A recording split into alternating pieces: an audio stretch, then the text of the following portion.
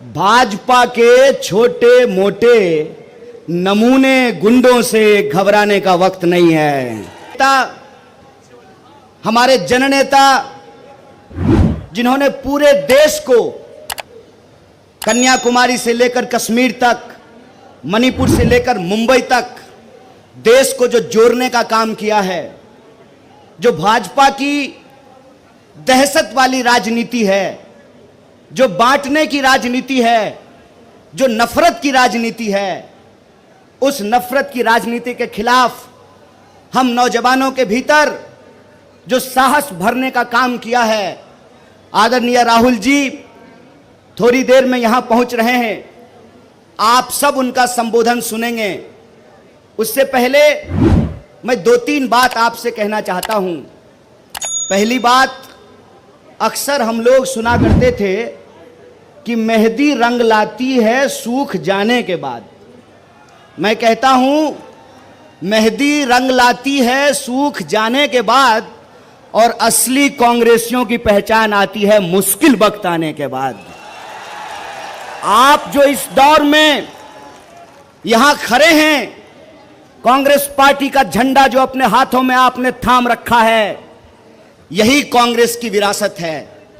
यह पहली बार नहीं है दोस्तों कि अहंकारी सत्ता ने कहा हो कि हम कांग्रेस को समाप्त कर देंगे या कांग्रेस समाप्त हो जाएगी। मैं आपको याद दिलाना चाहता हूं, अंग्रेज अफसर भी यही कहा करते थे, जनरल डायर भी यही कहा करता था कि हम कांग्रेस को समाप्त कर देंगे।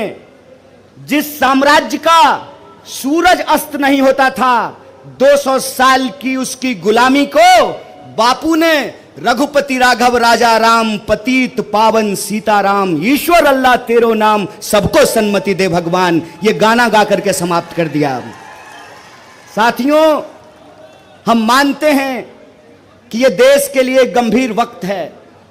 हम मानते हैं इस देश को आजादी दिलाने वाली पार्टी, इस देश के लिए जान देने वाली पार्टी, हमारे नेता राष्ट्रपिता महात्मा गांधी ने इस देश को जोड़ कर रखने के लिए, भाईचारे के लिए, सद्भावना के लिए गोली खाई है।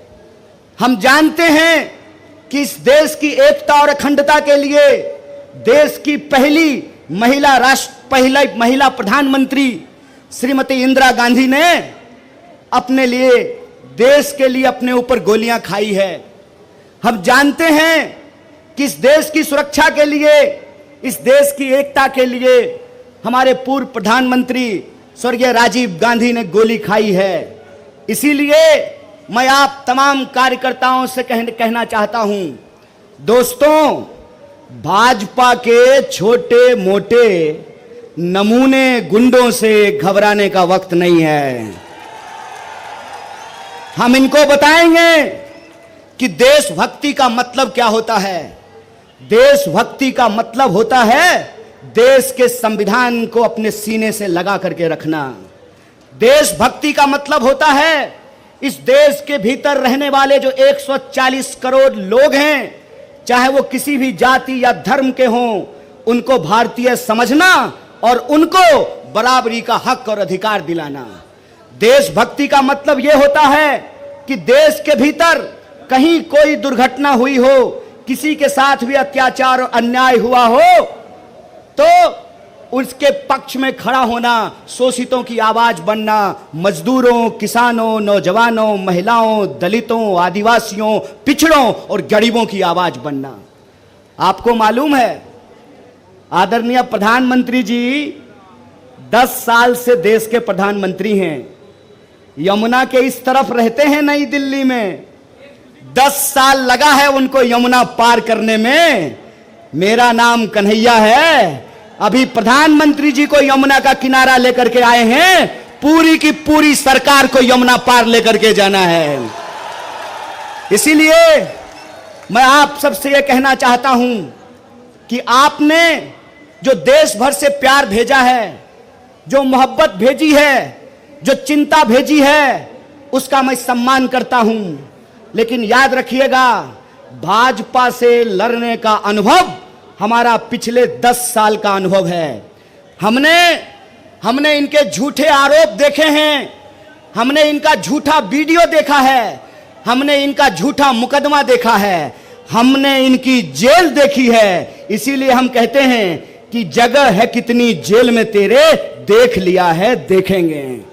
इसीलिए न्याय और हक के लिए जो कांग्रेस पार्टी का संकल्प है कि पिछले 10 सालों से देश के लोगों के साथ जो अन्याय हुआ है, उस अन्याय के खिलाफ हमने ये तय किया है। हमारे नेता जब कन्याकुमारी से कश्मीर तक पैदल चल रहे थे तो देश के किसान उनसे आकर मिले, देश के नौजवान उनसे आकर मिले, देश की महिलाएं आकर उनसे मिली, देश के मजदूर आकर के उनसे मिले, नौकरी करने वाले वो लोग। सिपाही जी इधर खड़ा हैं, सिपाही जी इधर खड़े हैं। सिपाही जी, पेंशन मिलता है? नहीं मिलता है ना? 2004 के बाद से पेंशन नहीं मिलता है। कांग्रेस पार्टी की सरकार बनने दीजिए, अगर एमपी को पेंशन मिलेगा, प्रधानमंत्री को पेंशन मिलेगा, तो सिपाही को भी पेंशन देना पड़ेगा। इसीलिए कांग्रेस पार्टी 5 न्याय लेकर के आई है। युवाओं का न्याय, महिलाओं का न्याय, किसानों का न्याय, श्रमिकों का न्याय और भागीदारी का न्याय। इस देश में रहने वाले जो 140 करोड़ लोग हैं, यह देश उनका है और उनके हक और अधिकार के लिए लड़ना, यही कांग्रेस पार्टी की पहचान है, यही कांग्रेस पार्टी की विचारधारा है। आजकल नया निजाम आया है और नया निजाम कहते हैं कि इस देश का इतिहास 2014 से शुरू होता है। मैं कहता हूं जनाब, आपका इतिहास कमजोर है। श्रीमान, थोड़ा ठीक से इतिहास पढ़िए। देश का इतिहास 2014 से नहीं शुरू होता है। देश का इतिहास 5000 साल का इतिहास है। देश का इतिहास सिंधु घाटी सभ्यता से शुरू होता है। और भारतीय होने का मतलब क्या होता है? भारतीय होने का मतलब होता है लोगों के बीच में भाईचारा होना, प्राणियों के बीच में सद्भावना होना। और धर्म का क्या अर्थ होता है? धर्म का अर्थ होता है निर्बल को शक्ति देना। धर्म का अर्थ यह होता है कि लोगों के बीच में मोहब्बत फैलाना। धर्म का अर्थ होता है असमानता को समाप्त करके समानता को स्थापित करना। धर्म का मतलब होता है अन्याय को समाप्त करके न्याय को स्थापित करना। इसीलिए मैं आप सबसे कहने आया हूं, आज देश एक गंभीर परिस्थिति से गुजर रहा है। इस देश का सच्चा कांग्रेसी कार्यकर्ता होने के नाते, वो पार्टी जो इस देश को आजादी दिलाई है, उस आजादी को बचाने के लिए जैसे हमारे पुरखों ने स्वतंत्रता सेनानी बनकर के इस देश को आजादी दिलाई है, उसी तरह से हम संविधान सेनानी बनकर के इस देश के संविधान की रक्षा करेंगे। बोलिए, आप संविधान सेनानी बनेंगे? दोनों हाथ उठा करके बोलिए, कोई हाथ नीचे नहीं रहना चाहिए। आप संविधान की रक्षा करेंगे? आप संविधान की रक्षा करेंगे तो संविधान के ऊपर हमला करने वाली इस पार्टी को हम कहना चाहते हैं, भाजपा को हम कहना चाहते हैं, अभी तो आप 10 साल के लिए शासन में आए हैं और 10 साल शासन में आकर के आपका यह मंसूबा बन गया है कि आप इस देश के संविधान को बदलना चाहते हैं। तो हम आपको कह देना चाहते हैं, हमारी विरासत इस देश की आजादी को लेकर लड़ने वाली विरासत है। हमारी विरासत राष्ट्रपिता महात्मा गांधी की विरासत है। हमारी विरासत डॉक्टर बाबा साहब भीमराव अंबेडकर की विरासत है। हमारी विरासत शहीद आजम भगत सिंह की विरासत है। और उसी विरासत पर चलते हुए कांग्रेस पार्टी ने इस देश की एकता और अखंडता को बना करके रखा। कांग्रेस पार्टी ने इस देश के लोगों को बराबरी का अधिकार दिया। बताइए, अगर संविधान नहीं होता, अगर संविधान की ताकत नहीं होती, तो क्या इस देश में हेलीकॉप्टर पर उड़ने वाला और जूता सिलने वाला का वोट बराबर होता क्या? यह संविधान की ताकत है।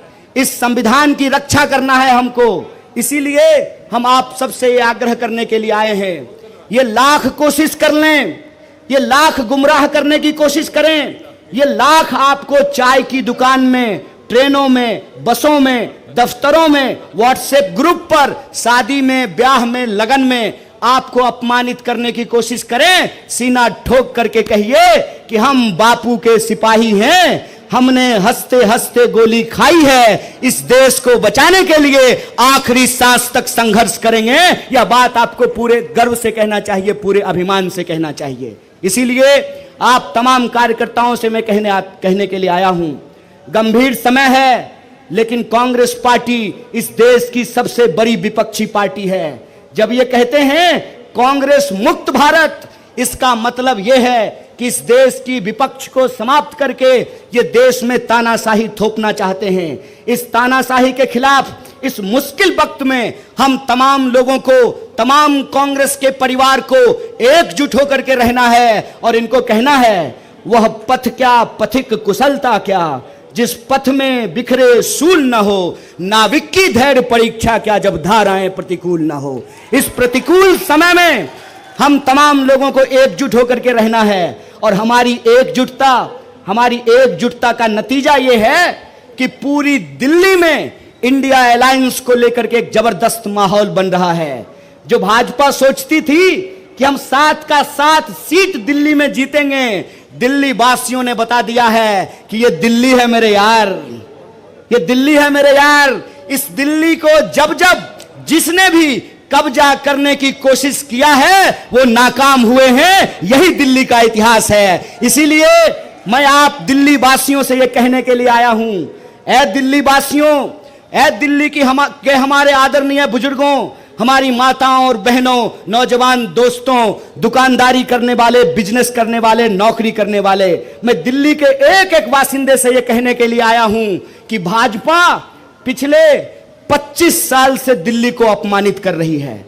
भाजपा पिछले 25 साल से दिल्ली को इसलिए अपमानित कर रही है कि इनकी लाख कोशिशों के बावजूद ये दिल्ली की गद्दी पे काबिज नहीं हो पाए हैं। आज जब मैं उत्तर पूर्वी दिल्ली में जाता हूं, लोगों से बात करता हूं, तो लोग हमको बताते हैं एचकेएल भगत जी के बारे में, लोग हमको बताते हैं शीला जी के बारे में, लोग हमको बताते हैं जेपी अग्रवाल जी के बारे में। तो हम अपने दिल्ली के एक एक कार्यकर्ता को कहना चाहते हैं, मजबूती से इंडिया अलायंस के साथ खड़े रहिए। दिल्ली का माहौल बदल रहा है, इस बार दिल्ली न्याय के लिए लड़ेगी। बोलिए, दिल्ली न्याय के लिए लड़ेगी, 5 न्याय और 25 गारंटी के लिए लड़ेगी। तो लड़ेगी दिल्ली न्याय के लिए और जीतेगी दिल्ली, यह भरोसा मैं आप सबको दिलाने के लिए आया हूं। सो आप तमाम कार्यकर्ता चुनाव के आखिरी दिन तक एकजुट रहिए और जब तक मतदान नहीं हो जाता है तब तक सचेत रहिए, सजग रहिए, एकजुट रहिए। ये गुमराह करने की कोशिश करेंगे, लड़ाने की कोशिश करेंगे, लेकिन लड़ना नहीं है, एकजुट रहना है और संविधान की रक्षा करना है। इस बार दिल्ली में जनता वोट का चोट करेगी तानाशाही के खिलाफ। इस बार दिल्ली का जनता वोट का चोट करेगी संविधान को तोड़ने वालों के खिलाफ।